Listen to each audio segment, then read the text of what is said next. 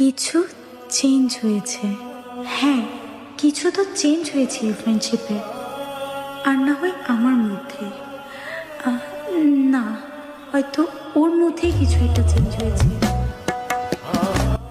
বুঝতে পারছি না এটা কি হচ্ছে, কিন্তু যেটা হচ্ছে এটা একদমই অন্যরকম।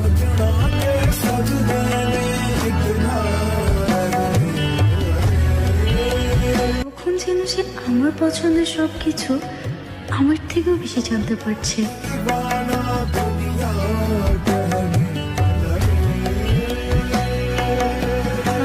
আসলে কি এটা ছোটবেলার সেই পুতুল খেলার স্টোরিটা বড়বেলার রিয়েল স্টোরি হতে যাচ্ছে? শোন, কালকে তোকে একটা কথা বলবো, টাইমলি চলে আসিস।